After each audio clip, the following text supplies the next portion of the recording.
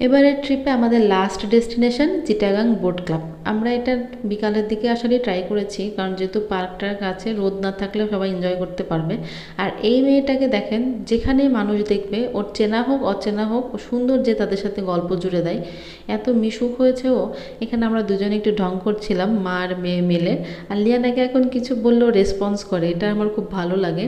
তো এখানে আমি বোট ক্লাবটা একটু ঘুরিয়ে সবাইকে দেখাচ্ছিলাম।